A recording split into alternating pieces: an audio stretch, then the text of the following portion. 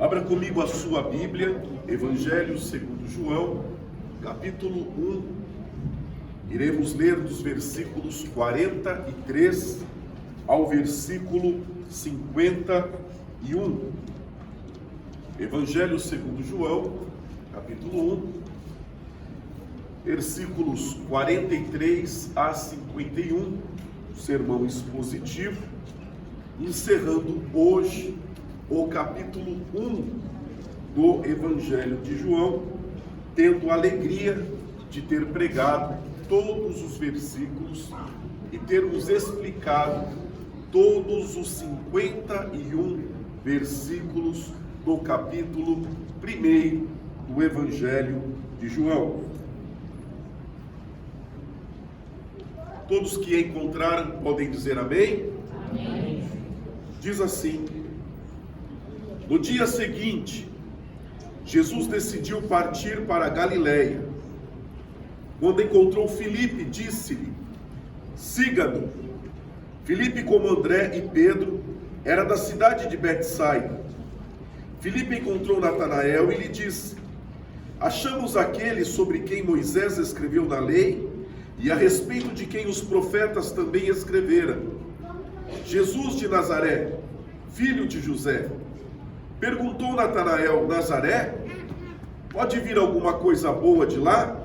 Disse Filipe: venha e veja. Ao ver Natanael se aproximando, disse Jesus: aí está um verdadeiro israelita, em quem não há falsidade. Perguntou Natanael: de onde me conheces? Jesus respondeu: eu o vi quando você ainda estava debaixo da figueira, antes de Filipe o chamar. Então Natanael declarou: mestre, tu és o Filho de Deus, tu és o Rei de Israel. Jesus disse: você crê porque eu disse que o vi debaixo da figueira? Você verá coisas maiores do que essa. E então acrescentou: digo-lhes a verdade, vocês verão o céu aberto e os anjos de Deus subindo e descendo sobre o Filho do Homem. Amém? O texto de hoje começa com uma observação importante: o irresistível chamado de Cristo para o Evangelho. Ele começa no versículo 43 e 44, dizendo: no dia seguinte, Jesus decidiu partir para a Galileia. Quando encontrou Filipe, disse-lhe: siga-me. Filipe, como André e Pedro, era da cidade de Betsaida. Assim como Pedro, ouvindo o chamado de Cristo, seguiu. Assim como João, como Tiago, seu irmão, assim também Filipe, como Mateus, entre outros que se tornaram apóstolos de Cristo, ouviram o chamado e o seguiram. Isto nos faz pensar que a vontade de Deus é irresistível quando Deus quer fazer algo.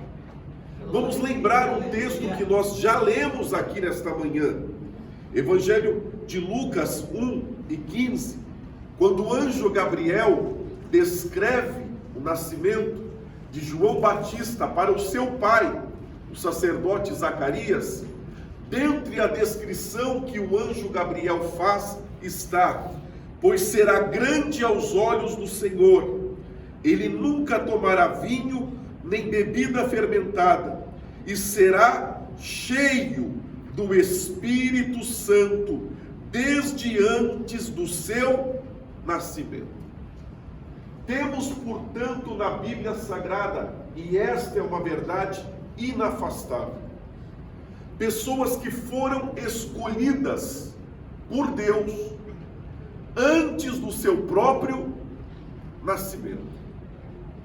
Pessoas que são chamadas por Deus antes do seu próprio nascimento.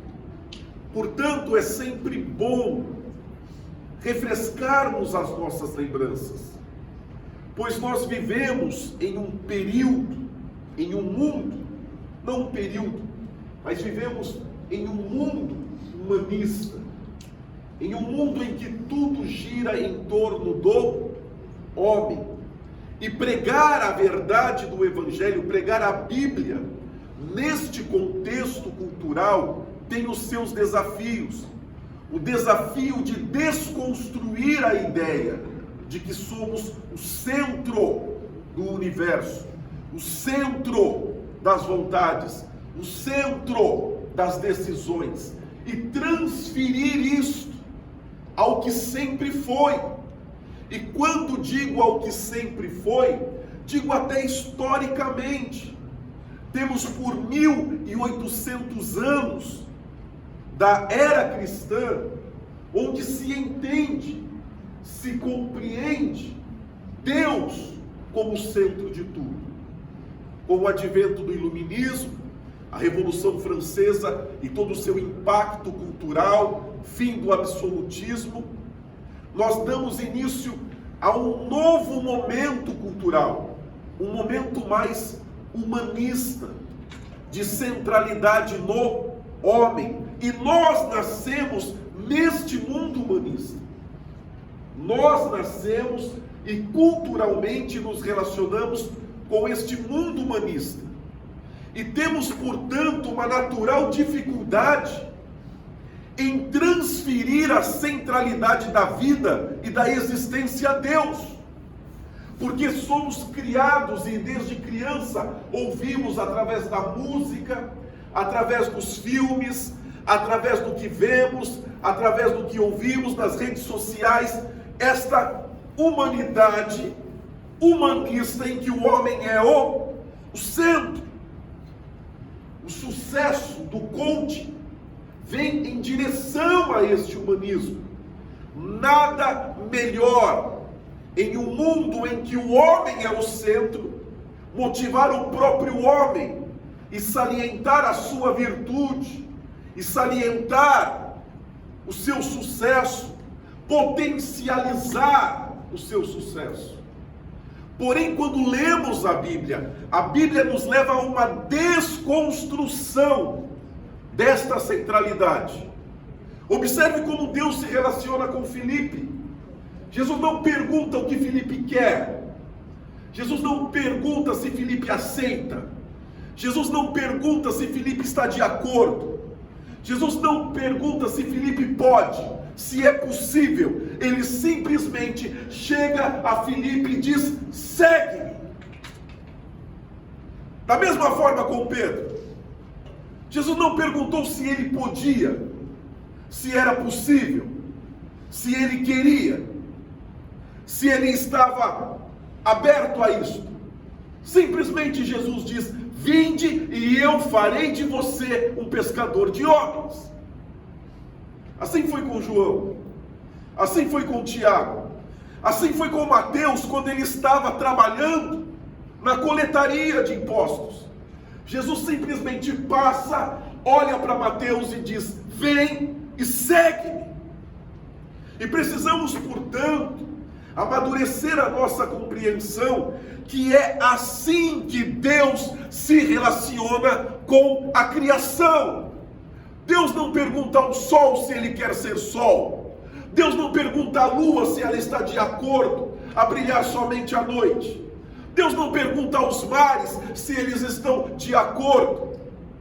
Deus simplesmente reina soberanamente sobre toda a criação. Ele não perguntou se Adão queria ser Adão, ou se Adão queria Eva. Deus decide. Deus faz o homem à sua imagem e semelhança. Deus é que decide. Deus diz: não é bom que ele esteja só, farei a ele uma auxiliadora. Deus decide. Deus não pergunta à criação, não pergunta ao homem. Deus não nos perguntou se estaríamos de acordo com o Cristo que morreria para perdoar os nossos pecados. Deus simplesmente decide e faz. E em nosso relacionamento com Deus, nos esquecemos disso. E algumas pessoas se aborrecem com isso. Se aborrecem em pensar que Deus possa ser Deus. Ora, em que momento na Bíblia Deus está perguntando aos anjos se concordam sobre o que é feito, sobre como é feito? Em que momento há uma assembleia no céu para debater qualquer assunto, para decidir o que deve ser feito? Em que momento Jesus resiste à vontade do Pai, se não se submetendo voluntariamente, dizendo: mas não seja feita a minha, mas a tua vontade, porque é assim no céu, irmão. E se nós queremos ir para o céu, precisamos aprender a viver como o céu vive. E o céu vive assim: não questiona, não interpela, não discute, simplesmente ora como Jesus nos ensinou a orar: seja feita a tua vontade, assim na terra como no céu. Perceba que na oração que Jesus te ensinou, não tem abertura para você discutir com Deus. Deus não lhe deu esta abertura. Algumas pessoas e pregadores, meninos na fé, crianças, imaturos, gostam de dar testemunho de que brigam com Deus, que discutem com Deus. Meninos, crianças espirituais, são ainda imaturos, superficiais no trânsito da palavra de Deus, querem fazer o que Jesus não faz, querem ter uma liberdade que anjo não tem e que Deus não conferiu a ninguém. Ninguém. Volto a repetir: na oração que Jesus te ensinou, não teve espaço para que você pudesse discutir com Deus sobre nada. A oração que Ele te ensinou é: seja feita a tua vontade, assim na terra como no céu. Antes de qualquer pedido, antes do pedido do pão, antes do pedido do perdão, antes do pedido para que te livrasse de todo o mal, antes do pedido de não cair em tentação, antes de pedir qualquer coisa, vem na oração uma placa bem clara e luminosa dizendo: seja feita a tua vontade sobre tudo que eu pedir. Eu vou orar pelo pão, mas seja feita a tua vontade. Eu vou orar pelo perdão dos meus pecados, mas seja feita a tua vontade. Eu vou orar para que o Senhor não me deixe cair em tentação, mas seja feita a tua vontade. Eu vou orar para que o Senhor me livre do mal, mas seja feita a tua vontade. É assim que se ora. Ora, por que Jesus nos ensinou a orar, se não aprendemos com Ele a orar e queremos orar do nosso jeito? Não é. Está errado.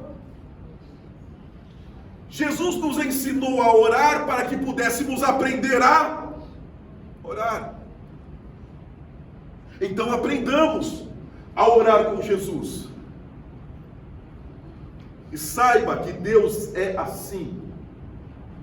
O sol vai ser sol, a lua vai ser lua, os mares serão mares, a terra será terra, o homem será Adão, a mulher será Eva, eles irão se multiplicar.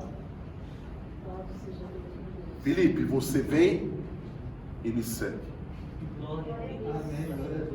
Então pensemos em como nós nos relacionamos com Deus. Pensemos nisso. Pensemos no que falamos nas orações. E não tenha esses meninos, crianças espirituais imaturas, que acham que brigar com Deus é sinal de intimidade. Isso é imaturidade. Isso é desconhecimento de Bíblia. Desconhecimento de Bíblia. Se obedece a Deus. Ah, pastor, mas Moisés discutiu com Deus. Adiantou? Não adiantou nada, irmão. Nada.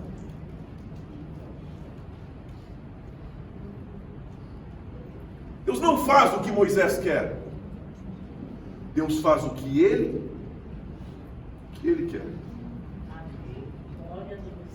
Quando Moisés insistiu sobre a possibilidade de ser perdoado, por sua irreverência, não reverência, junto à rocha e às águas, que lhe custou a entrada na terra prometida, a resposta de Deus é: já basta, não me fale mais sobre isso. Não é não. Não é não.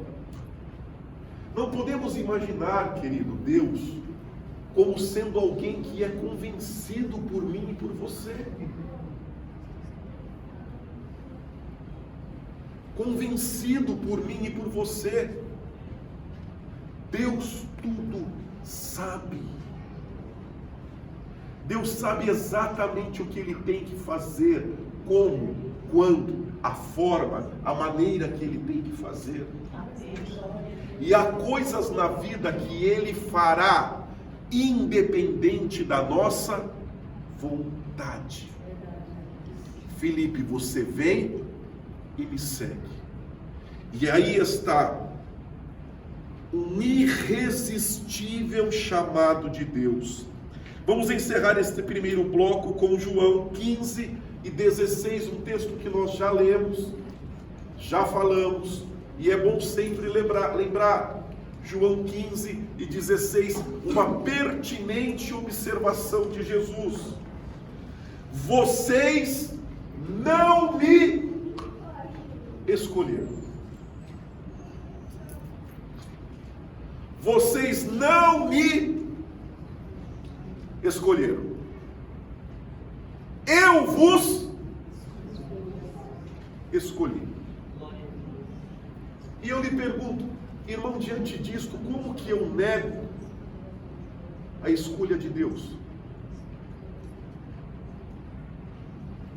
Este Deus que me diz em alto e bom som, vocês não, porque nós não gostamos de tudo igual para todos. Então não importa se esse texto está sendo para os 12, ou se esse texto é extensivo a todos os discípulos. Porque se você argumentar que é só para os 12, então os 12 são avaliados diferentemente de mim e de você. Então eles são escolhidos e você não. Eles foram escolhidos, não você. Na minha visão, isso ficou pior do que você admitir o que está no texto. Não há, nas palavras de Jesus, nenhuma palavra que seja restritiva a 12. Ele está falando a todos, e João entendeu que era tão a todos, que ele registrou no evangelho dele para você ler. Ou você não pensou nisso? Por que você acha que João registrou isso no evangelho para você ler? Porque era só para ele? Não, né, irmão? Se fosse só para ele, ele tinha guardado para ele. Ele, quando vai sob a direção do Espírito escrever o evangelho, ele escreve 15:16 dizendo: nós ouvimos de Jesus dizer: vocês não me escolherem, mas eu vos escolhi. E ele escreveu isso no evangelho para você ler, porque João entendia que não era só importante para ele, mas para você também ouvir isso. E Deus é assim. Deus escolhe, e não somos nós que o escolhemos. E aqui fica mais uma vez a nossa explicação, portanto, bíblica. quanto ao posicionamento de aceitar Jesus. Entende isso? Se Deus me diz, eu vos escolhi e não fostes vocês que me escolheram, não é biblicamente pertinente criarmos a ideia de que Cristo está submisso à nossa escolha e aceitação. Ok? Eu vou repetir a você. Fica mais uma vez o nosso aviso do porquê não fazemos apelo e porquê não nutrimos na mente das pessoas a expectativa de que o poder de decisão seja dela. Nós não nutrimos, não alimentamos a expectativa de que o centro da vontade seja dela. Por quê? Porque entendemos, como a Bíblia ensina, que o centro da vontade é Deus. O centro das decisões são de Deus. E que Deus foi fazendo a Bíblia e escrevendo a história da salvação, independente da opinião de Abraão, de Isaac, de Jacó, de José, independente da opinião de qualquer profeta, de Moisés ou de quem quer que seja. Deus simplesmente idealizou, criou, realizou, e nós somos parte deste propósito de Deus. Amém, aleluia. Então não é correto eu, como pastor, sabendo que vivemos em uma sociedade humanista, sabendo que vivemos em uma sociedade ególatra, uma sociedade individualista, que pensa que o homem tudo decide e não Deus, eu não posso alimentar esse sentimento, essa expectativa, e eu preciso a todos deixar claro: você não escolhe, você não aceita. Deus escolhe, Deus chama, Deus faz, como fez com todos os personagens da Bíblia. Deus chama Abraão, chama Isaac, chama Jacó, chama José, chama Moisés, chama Josué, chama os profetas, chama os apóstolos, e assevera de maneira clara para corrigir a mim e dizer: vocês não me escolheram, eu vos escolhi. Que é Deus que sempre está no comando da vida para a glória do Senhor. Bem, Deus está sempre no comando da vida. João 1:45. Filipe encontrou Natanael e lhe disse: achamos aquele sobre quem Moisés escreveu na lei, e a respeito de quem os profetas também escreveram, Jesus de Nazaré, filho de José. Vamos por partes. Achamos aquele sobre quem Moisés escreveu na lei. Do que Filipe estava falando? Abra comigo a sua Bíblia em Deuteronômio 18, 18 e 19. Livro de Deuteronômio, capítulo 18, versículo 18 e 19. É disso que Filipe está falando. É desta expectativa do profeta, que seria ainda maior do que Moisés, cujas palavras deste profeta seriam como as palavras do próprio Deus. Era disso que Filipe estava dizendo. Então Deuteronômio, capítulo 18, versículo 18 e 19 diz: levantarei do meio dos seus irmãos um profeta como você, porém minhas palavras na sua boca, e ele lhes dirá tudo o que eu lhe ordenar. Agora preste bem atenção no versículo 19. Se alguém não ouvir as minhas palavras, que o profeta falará em meu nome, eu mesmo que... Isso. Esta verdade recai sobre toda a humanidade. Deus dizendo a cada pessoa que não dá ouvidos ao Evangelho. A cada um. A cada pessoa que não ouve a voz do Cristo, que não teme ao Cristo, que não segue ao Cristo. Eu lhe pergunto, isso é voluntário, irmão? Isso é passível de discussão? Nós vamos debater esse assunto aí com Deus ainda?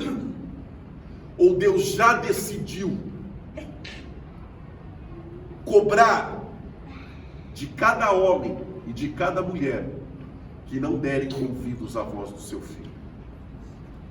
É isso que eu estou lhe dizendo. Deus não pergunta se quer.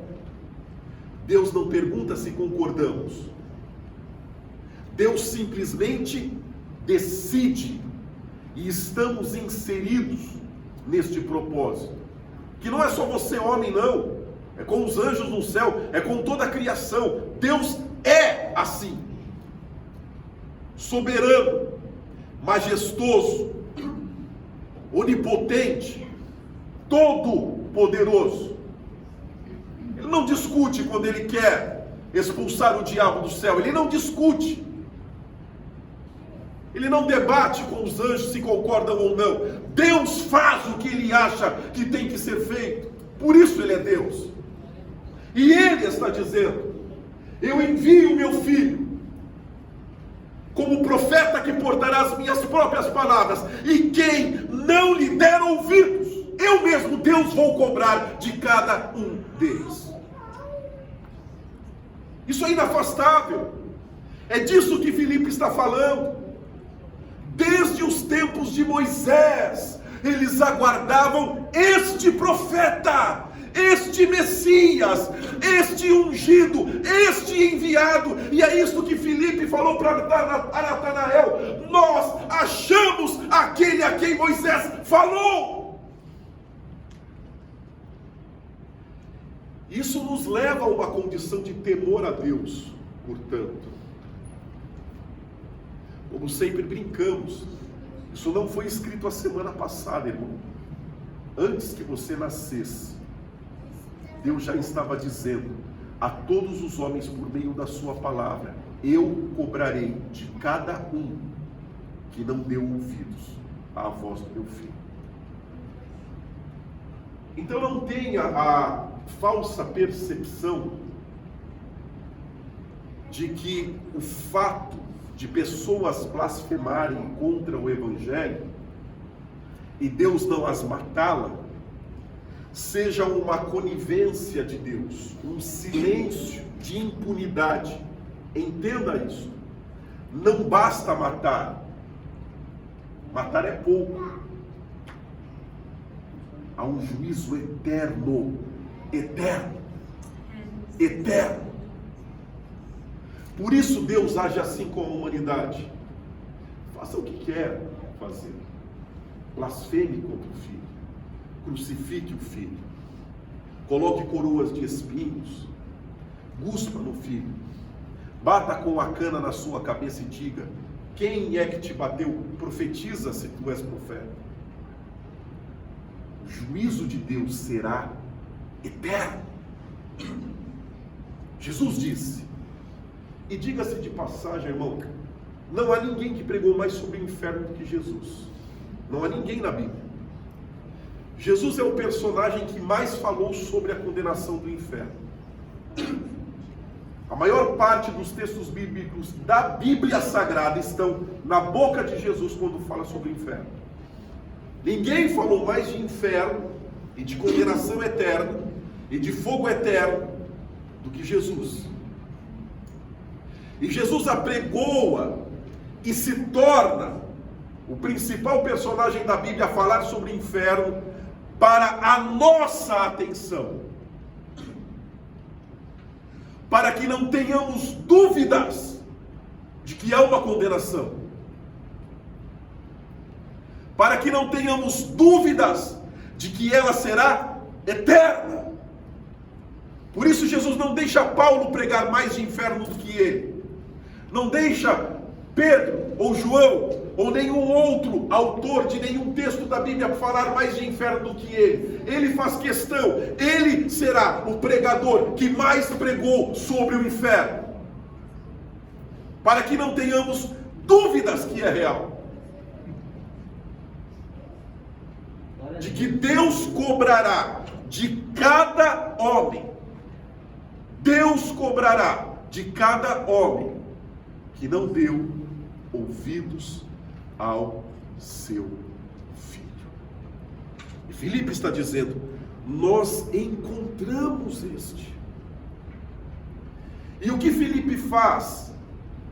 Ele corre para Natanael, ele diz: achamos aquele sobre quem Moisés escreveu na lei. Voltamos a lembrar o que já falamos de André. Aquilo que recebemos de Deus precisa ser compartilhado. O que Deus te dá aqui aos domingos pela manhã é para que você compartilhe com outras pessoas no processo de evangelização. Compartilhe com outras pessoas no processo de anunciação do Evangelho. O que André fez, o que Filipe fez. E veja que Jesus está junto com Filipe neste processo de Natanael. Isto é o claro exemplo da evangelização. Deus tudo faz, mas eu participo com Deus deste propósito divino como servo, sendo um instrumento à sua vontade. Então não confunda, e não haja assim, irmão, na sua igreja. Não seja o André que dobrou os braços e não foi falar com Pedro. Não seja um Filipe que cruza o braço e não vai falar com Natanael. Não faça isso. O que Deus te dá, a luz que Deus lança sobre a tua vida, é para que você compartilhe e leve a outros, a outro Natanael, a outro Pedro, que precisam ouvir de você dizendo: achamos, encontramos o Salvador. Há salvação, há solução, há graça no Espírito Santo. Não cruze os braços. Os primeiros discípulos de Jesus, claro, são com maestria discipulados por Cristo, aprendem desde o início de que aquilo que ouvem deve ser compartilhado e deve ser levado. Portanto, não se contente em vir à igreja aprender para você, sabendo que você, que agora sabe, tem o dever de comunicar àquele que não sabe. Tem o dever de comunicar àquele que não sabe. É o que vemos André, é o que vemos Filipe fazendo. Versículo 46. Perguntou Natanael: Nazaré? Pode vir alguma coisa boa de lá? Disse Filipe: venha e veja. Perceba que desde o início, nas palavras de Filipe, Jesus não é o Filipe de Belém. Jesus não é o Jesus de Belém. Jesus é o Jesus de Nazaré. Jesus era de Nazaré? Ele nasceu em Nazaré? Não. Jesus nasceu seus pais eram de Nazaré. Ele foi criado em Nazaré. Foi em Nazaré que a sua mãe ouviu a anunciação do anjo. Mas ele nunca nasceu em Nazaré. Ele nasceu em Belém. Agora me permita explicar culturalmente o que isso significava, para entendermos por que Jesus consentiu com o nome Nazaré. Jesus poderia ter dito e corrigido o que não seria errado, dizendo: não, eu não sou de Nazaré, eu cresci em Nazaré, mas eu sou de Belém. Acontece que em Israel, a Galileia não era um local religiosamente bem visto. Isaías chama Galileia de Galileia dos gentios, dos não judeus, dos não aliançados, dos não filhos de Deus, dos não descendentes de Abraão, de Isaac e de Jacó. O termo Galileia dos gentios não é um termo virtuoso, é um termo que desclassifica o local, porque os homens que lá habitam não são filhos de Abraão e não estão debaixo da aliança de Israel. É a Galileia dos gentios. A Galileia dos gentios. Não há registros na Bíblia, mas históricos. Cesareia de Filipe, que embora ficasse na Transjordânia, ainda fazia parte da Galileia, tinha templo a deuses pagãos romanos. O próprio termo Cesareia de Filipe vem de César, uma cidade construída para homenagear o imperador romano, talvez a mais romanizada de todas as cidades de Israel. Portanto, a Galileia não era um local bem visto em termos religiosos, com certa cultura paganizada, com povos de diversas etnias que não eram os chamados filhos de Abraão. E lá na região da Galileia, que já não era tão bem vista, tinha uma cidade que não pode ser chamada de cidade, mas um vilarejo chamado de Nazaré. Um vilarejo extremamente pobre, e como sabemos, pelas escavações e pelas construções, se você viajar a Israel, eu nunca fui, mas evidentemente que tudo isso está disponível à pesquisa. Se você for a Israel, há sítios arqueológicos que remontam a Nazaré, dos tempos de Jesus, e demonstram a simplicidade das construções. O que podem estimar que Nazaré era uma cidade extremamente pobre, um vilarejo onde historiadores afirmam que deva ter uma população de 1.000 a 1.200 pessoas na época de Jesus. Há documentos talmúdicos. Quando falamos de talmúdicos, falamos no sentido de documentos a partir da tradição oral, que classificava Israel. Documento talmúdico é um documento judeu, que vem a partir da tradição oral do próprio povo judeu, que classificava as profissões entre os mais pobres e os mais ricos. Então, se você ouviu algum pregador falando que José era um microempreendedor, isso é bobagem. Sabe quais são as profissões dos pobres nesses documentos talmúdicos? Profissão dos pobres: carpinteiro, pastor de ovelhas, agricultor, semeador, homem do campo.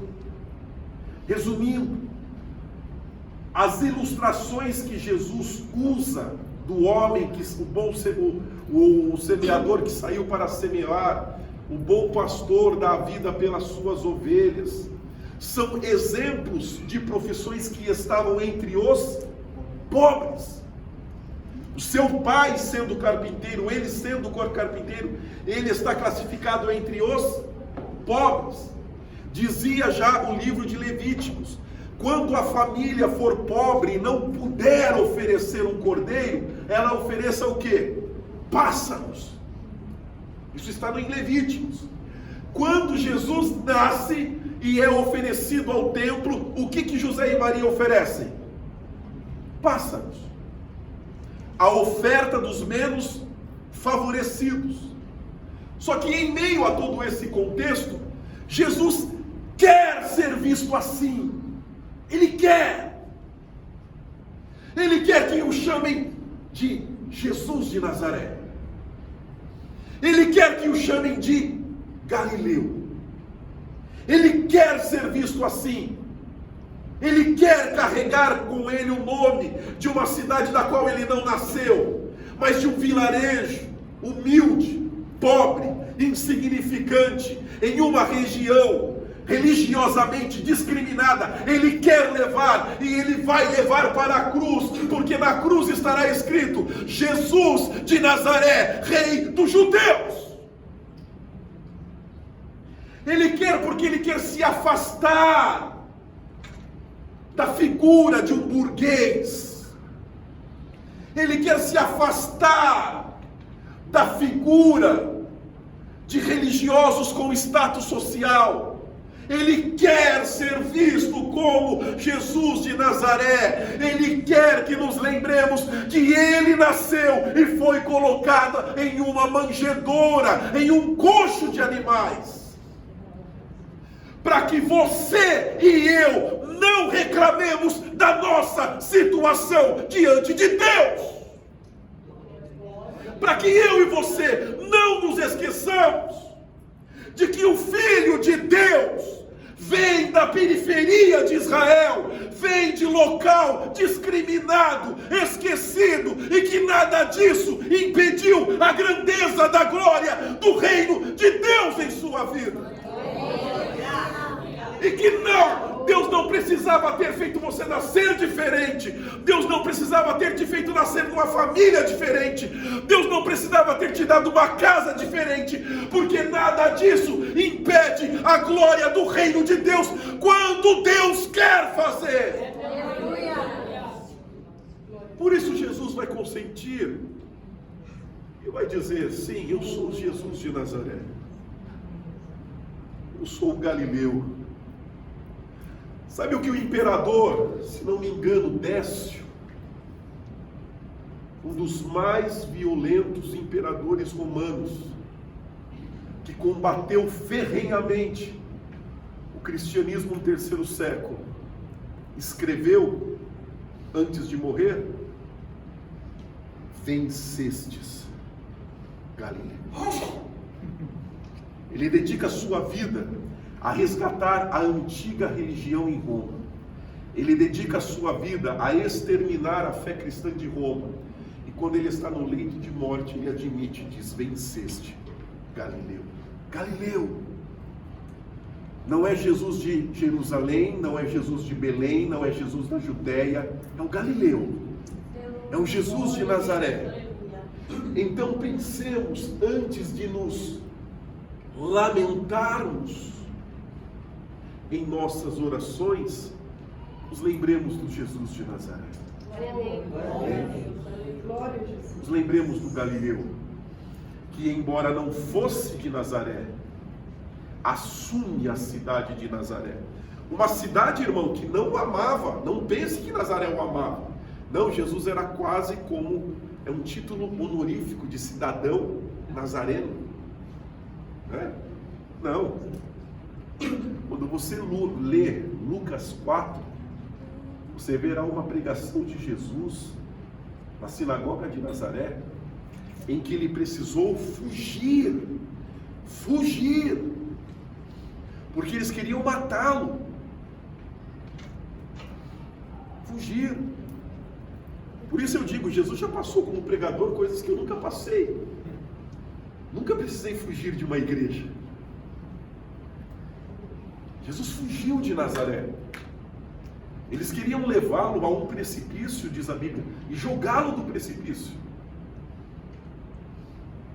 E certamente, tudo isto porque Jesus protestou dizendo que um profeta não tinha honra na sua própria casa.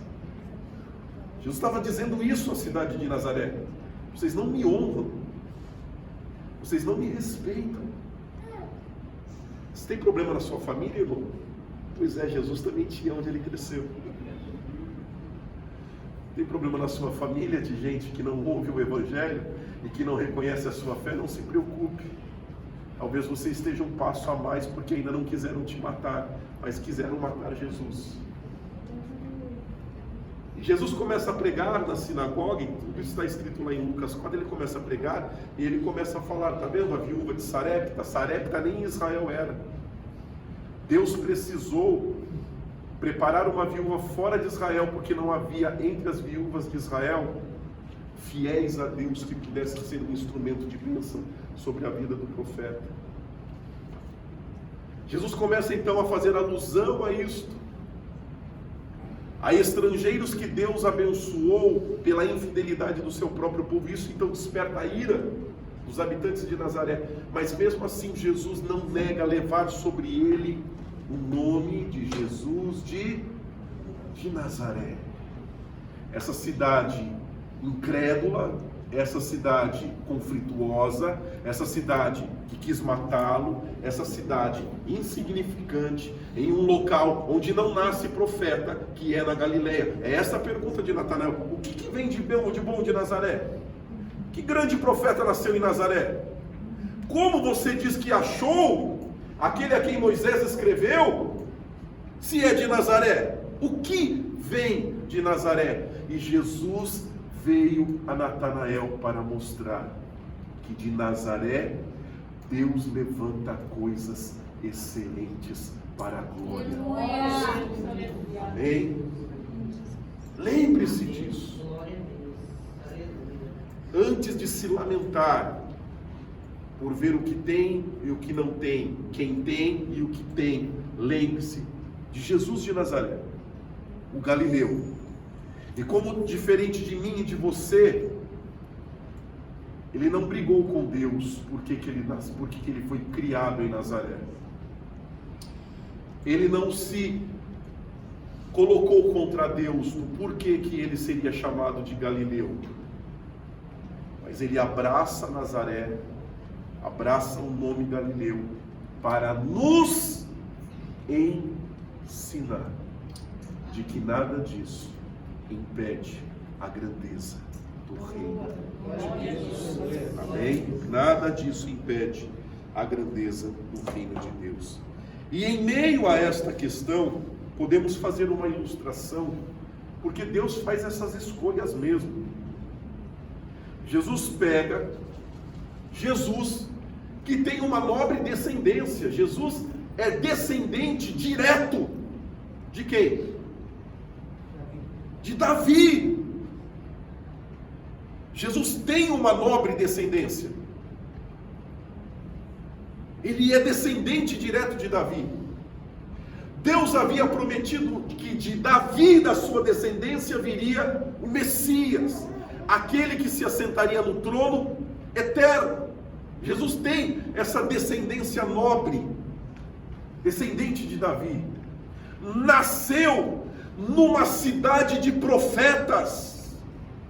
Lembre-se que quando os magos vieram do Oriente até Herodes, perguntando onde haveria de nascer o Salvador, a pesquisa que os eruditos fizeram foi de que, segundo as profecias, ele viria de Belém. Jesus, portanto, tem uma nobre descendência.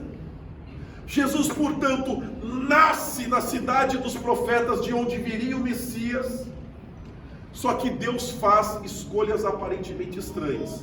O leva para Nazaré e faz dele um galileu, um nazareno, um Jesus de Nazaré. Abra comigo a sua Bíblia em 1 Coríntios capítulo 1, versículo 26 e 29, e vamos ver como que Deus escolhe as coisas. Deus faz escolhas assim, escolhas que aparentemente aos nossos olhos são estranhas, mas são as escolhas de Deus. 1 Coríntios capítulo 1 e versículo 26 diz assim: irmãos, pense no que vocês eram quando foram chamados. Agora preste atenção. Poucos eram sábios, poucos eram poderosos, poucos eram de nobre nascimento. Mas Deus escolheu as coisas, a escolha de Deus. O que Deus escolhe? As coisas o quê? Loucas do mundo, para envergonhar os sábios. Deus escolhe, segunda escolha. Então, primeiro, Deus escolhe as coisas loucas. Segunda escolha de Deus, Deus escolhe as coisas fracas do mundo, para envergonhar as fortes. Deus escolhe, terceira escolha, primeiro as loucas, depois as fracas. Terceira escolha, Deus escolheu as coisas insignificantes. Quarta escolha, as desprezadas. escolha as que nada são, para reduzir a nada as que são. E por que Deus faz essas escolhas esquisitas? Para que ninguém se vanglorie diante dele. Vou repetir. Paulo diz: olha para vocês, poucos eram sábios, poderosos ou de nobre nascimento.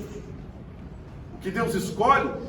Deus escolhe as coisas loucas, Deus escolhe as coisas fracas, Deus escolhe as coisas insignificantes, Deus escolhe as coisas menosprezadas, Deus escolhe as coisas que nada são, para nos dar um recado. Ele não precisa do que sabemos ou do que podemos fazer, Ele não precisa,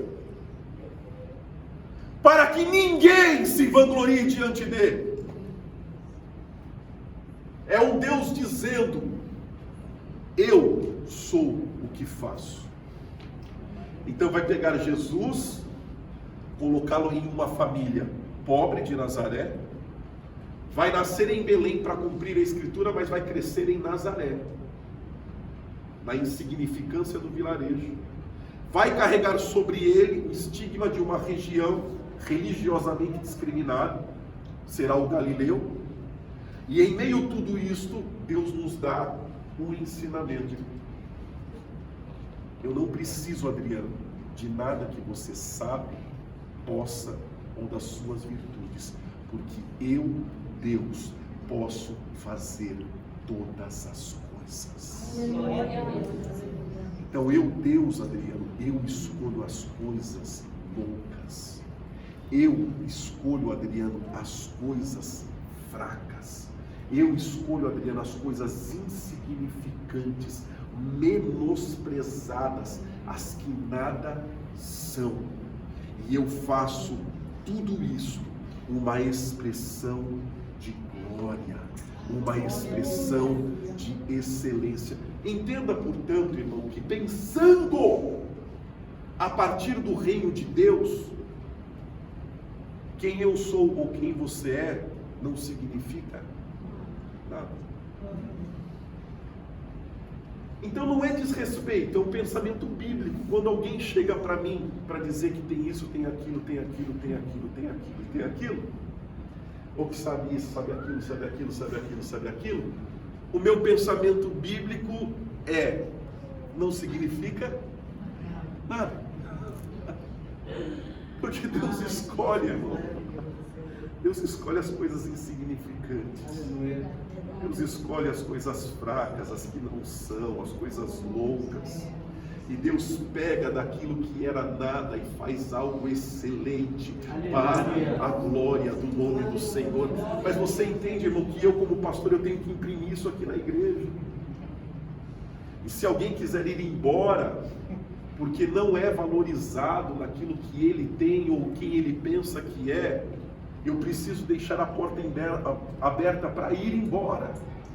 Ele precisa aprender que em algum lugar nesse mundo, não importa quem ele é ou o que ele tem, há um único digno de glória: Jesus Cristo, o nosso Senhor.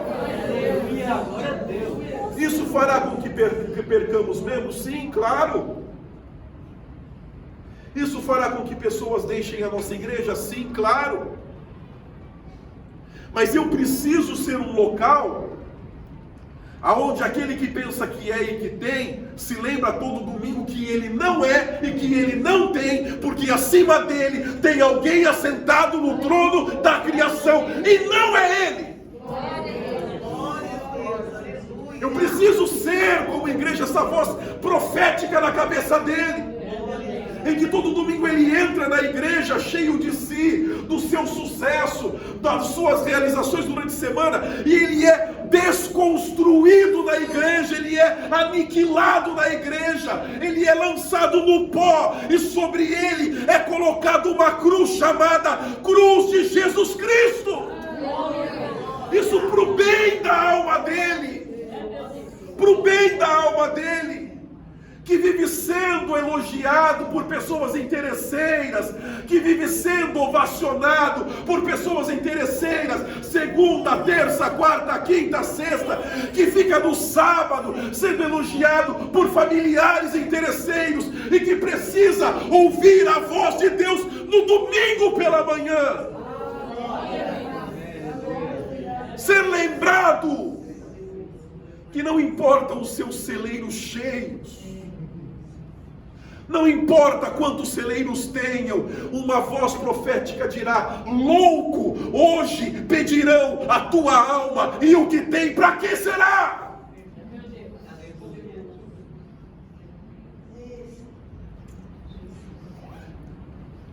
Eu preciso ser essa voz como igreja, eu preciso ser esse ambiente como igreja, não favorecer, não ovacionar, e fazer isto porque menosprezamos, não, porque somos bíblicos, e precisamos dizer a Ele, fazê-lo entender, que Deus não iria escolhê-lo, se Ele é tão virtuoso, mas Deus escolhe o louco, Deus escolhe o fraco, Deus escolhe o insignificante, Deus escolhe o menosprezado, Deus escolhe o que nada é, e faz deste que nada é um vaso de excelência para a glória do nome do Senhor. E se eu quero ser escolhido por Deus, eu entro nesta casa como louco, como fraco, como insignificante, como menosprezado e como aquele que não é, para despertar a graça e a misericórdia de Deus sobre a minha vida, porque somente Ele será glorificado. E eu tenho a clara razão, Deus já me dizendo, para que ninguém se vanglorie diante de mim. Ninguém. A escolha de Deus.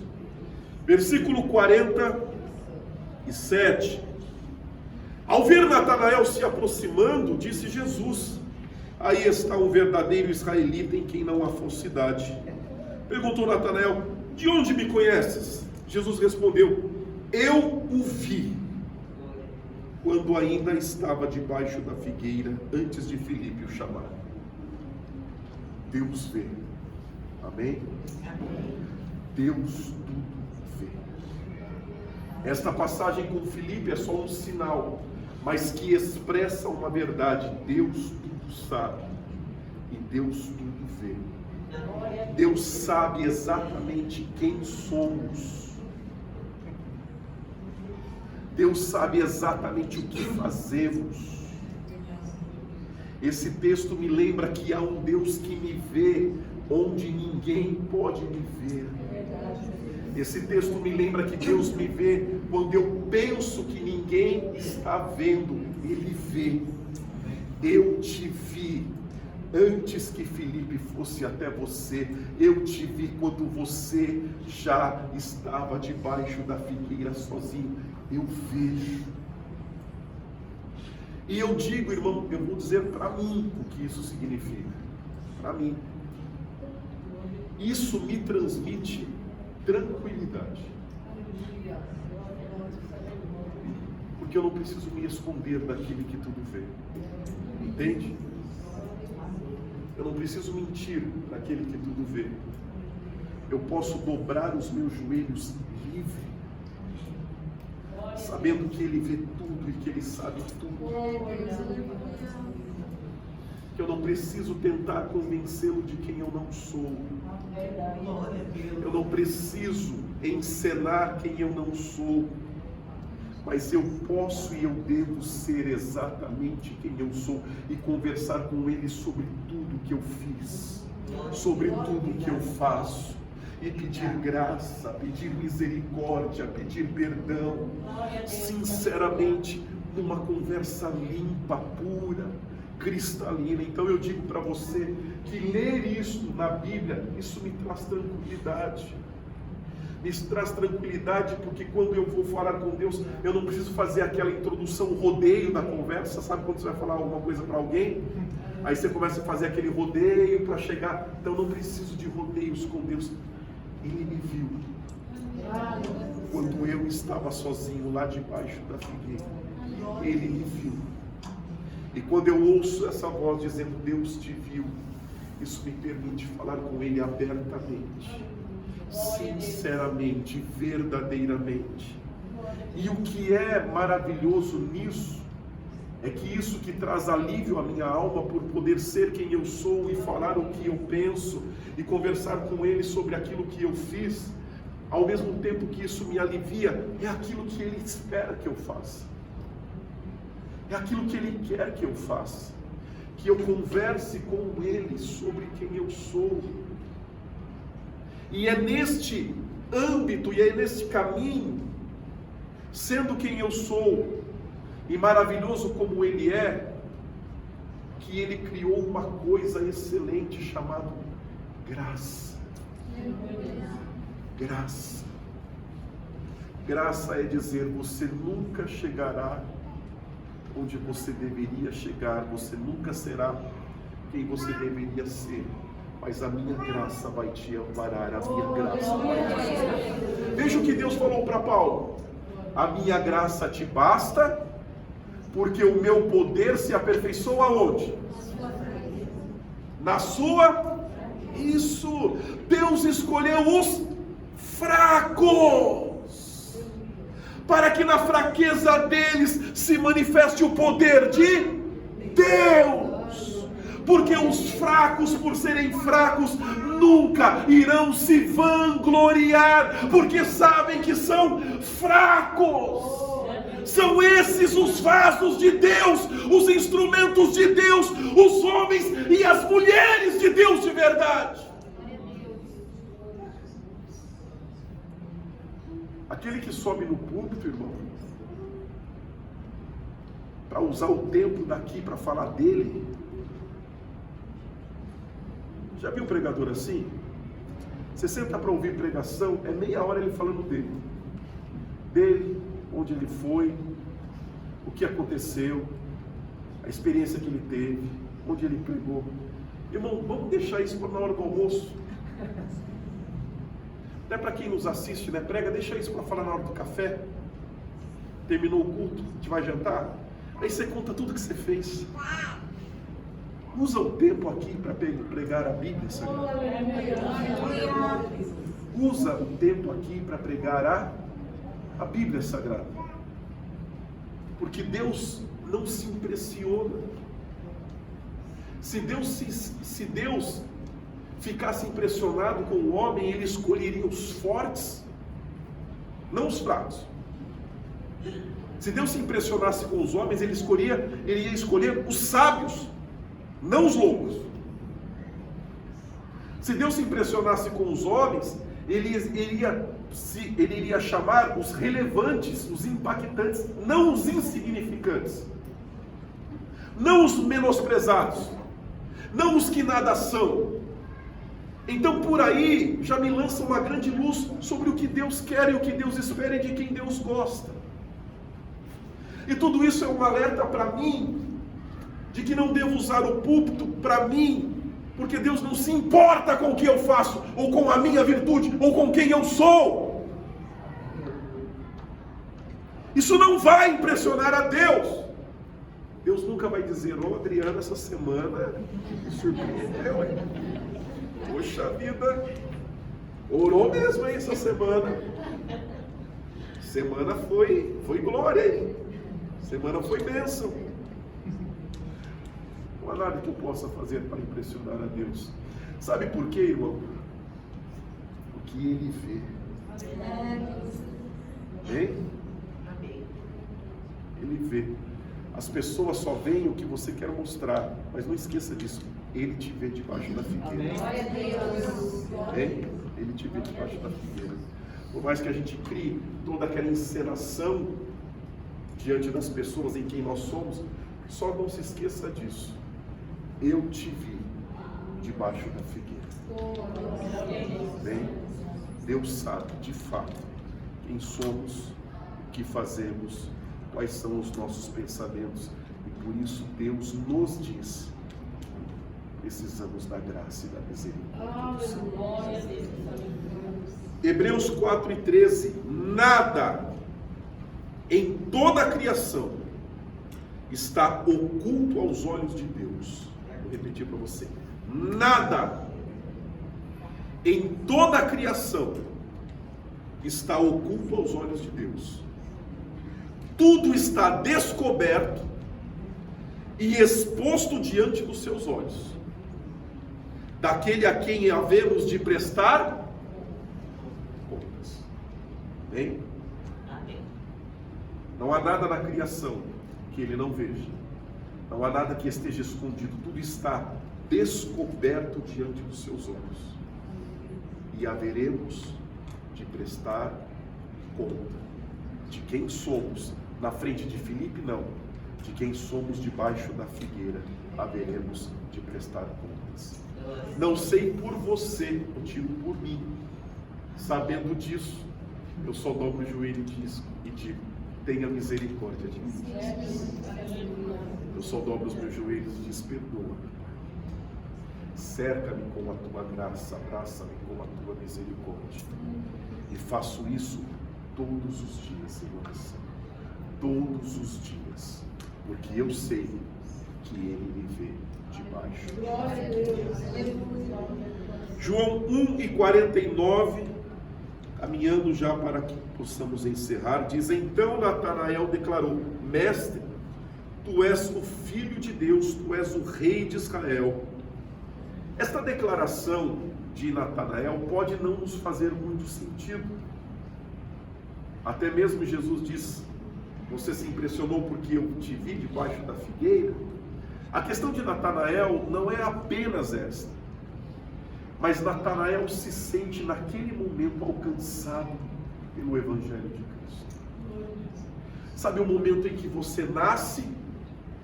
Isso, para Natanael é esse o momento. É esse o momento em que o coração é iluminado.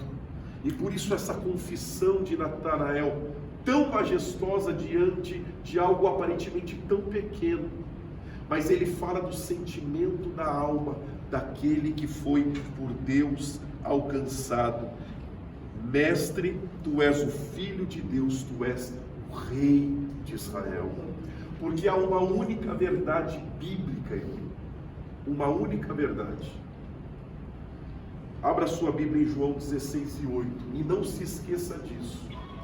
Pregamos a todos, somos o semeador que saiu para semear. O que nós fazemos é lançar sementes. Mas o único que pode convencer o homem de que ele é pecador, convencer de que há uma justiça de Deus que cobrará este pecado, e convencer de que há um juízo de condenação, o único que pode convencer, aí João 16:18 diz que é o Espírito Santo. Bem?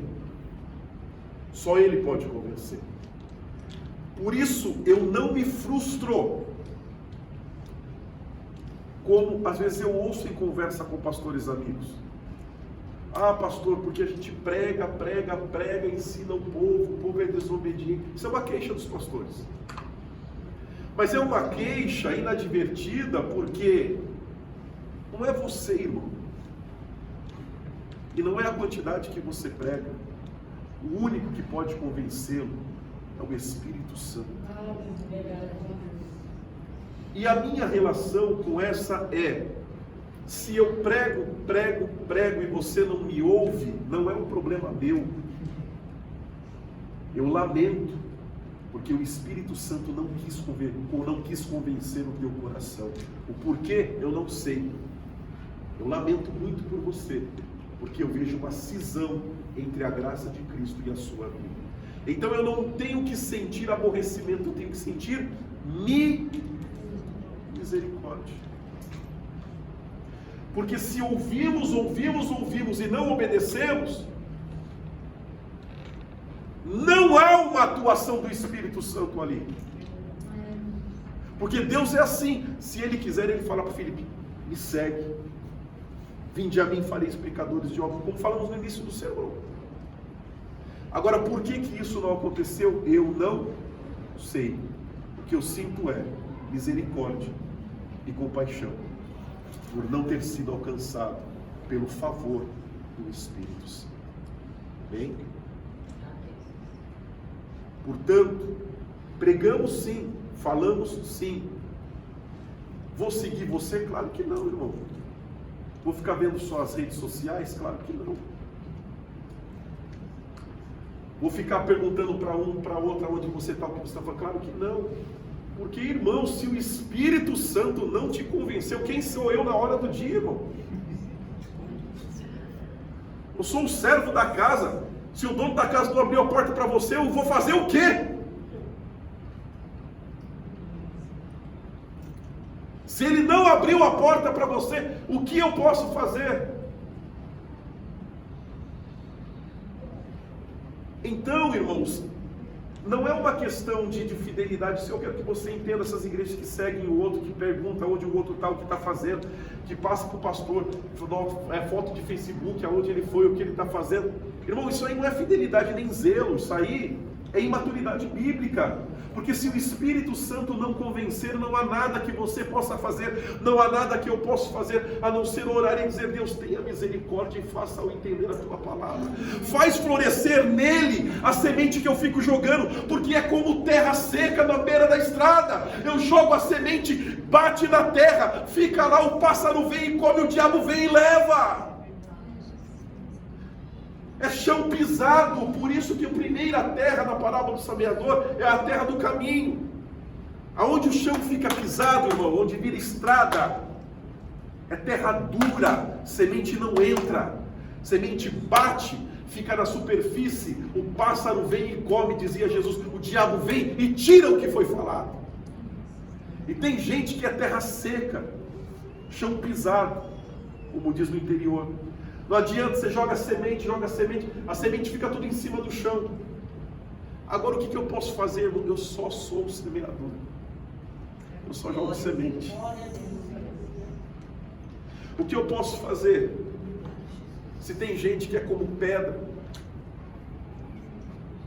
terra entre os pedregais, até nasce, floresce, dá glória a 2 domingos, no terceiro ele não volta mais. O sol da vida secou, não tem raiz. Não tem firmeza, é terra misturada com pedra. Cresce alguma coisa ali muito tímida e logo morre. Ah não, pastor, vai lá, vai na casa do fulano. Irmão, você não lê a Bíblia? Vai lá, irmão, chama o fulano. Aí você fala, ele vem mais 2 domingos, para no terceiro de novo, vem mais um, para no outro. Irmão, não adianta. Jesus não disse: você vai afofar a terra da estrada, vai tirar as pedras. Não! Ele falou: só joga semente, porque o resto eu vou fazer do jeito que eu quiser. Desobedecer a Deus, irmão. Agora tem o culpa se o outro é como espinho. Jesus diz: os espinhos são os cuidados da vida, o amor pelo dinheiro, que cresce e sufoca a semente que está ali. Então, irmão, tenha misericórdia de mim, porque eu sou só um semeador. Amém? A Bíblia falou que era só para ser semeador, eu tenho que ser obediente à Bíblia, então eu jogo a semente. Se a semente não floresce, eu lamento muito e oro pela misericórdia de Deus. Se as coisas não acontecem, eu lamento muito e oro pela misericórdia de Deus, mas eu não tenho o que fazer. Jogamos só a semente, porque o que convence é o Espírito Santo. Os últimos 2 versículos, 50 e 51. Jesus disse: você crê, porque eu disse que o vi debaixo da figueira, você verá coisas maiores do que essa. 51. E então acrescentou: digo-lhes a verdade, vocês verão o céu aberto e os anjos de Deus subindo e descendo sobre o Filho do Homem. Você crê que há céus abertos nesta manhã, irmão? Onde Jesus está, o céu está aberto. Onde Jesus está, a graça e misericórdia de Deus. Jesus faz a pronúncia semelhante do que está escrito em Gênesis, capítulo 28, os versículos 10 a 17, quando Jacó, fugindo para Padã Arã, dorme ao relento e vê uma escada em visão, que sai da terra e vai até o céu, e de lá Deus brada dizendo a ele: eu sou o Deus de Abraão, Isaque e Jacó, e te abençoarei na tua peregrinação. Jesus faz alusão, faz uma descrição semelhante a esta, para dizer: a escada agora não está em Betel, a escada agora não é com Jacó, a escada agora está onde Jesus está. Onde Jesus está, o céu estará aberto, haverá graça do Senhor, haverá misericórdia do Senhor, anjos subindo e descendo sobre o Filho do Homem. Ele está falando da ação da graça de Deus, da intensidade do Evangelho, da intensidade do amor e da bondade do Senhor. Tenha fé nesta manhã, irmão. Onde Deus está, o céu está aberto. Onde Deus está, o céu está aberto, e lá está a graça e a misericórdia do Senhor. A percepção de Jacó, depois de ver aquela visão, foi dizer: quão terrível é este lugar, Deus estava aqui e eu não sabia. Esta é a casa de Deus, esta é a porta dos céus. Eu transfiro todas essas palavras de Jacó para Jesus, dizendo: quão terrível é este Cristo, Deus estava nele e eu não sabia. Ele é a casa de Deus, ele é a própria porta do céu. Dizia Jesus: eu sou a porta. Entrarão e sairão e encontrarão pastagens. Aleluia. Jesus não abre porta, Ele é a própria porta aberta de Deus sobre a tua vida. Ele é a porta dos céus aberta sobre a tua vida. Ele é a casa de Deus aonde quer que estamos. E eu creio que Deus está aqui nesta manhã. Eu acredito que esta é a casa de Deus, porque a igreja, não porque o Cristo está aqui. Eu acredito que esta é a porta do céu, porque o Cristo está aqui, e a cada domingo de manhã que nos reunimos, precisamos entrar e dizer: esta é a casa de Deus e a porta dos céus, porque Deus está neste lugar, pela sua graça e pela sua misericórdia. Vamos nos colocar em pé neste momento, querido. Nós vamos orar a Deus, e orar a este céu aberto sobre a tua vida, a orar a este céu aberto que Jesus trouxe sobre você, o próprio Cristo testemunhando e dizendo para mim e para você: verão o céu aberto e os anjos de Deus subindo e descendo sobre o Filho do Homem. Eu quero este céu aberto hoje sobre a minha casa, eu quero este céu aberto hoje sobre a minha família, eu quero este céu aberto hoje sobre o meu trabalho, e onde quer que eu vá, eu quero este céu aberto. Eu quero o Cristo presente, eu quero a graça do Senhor, eu quero ver os anjos que sobem e descem sobre o Filho do Homem, intenso, permanente, contínuo, verdadeiro, sincero, para nos abençoar. Feche comigo os teus olhos e vamos orar neste momento.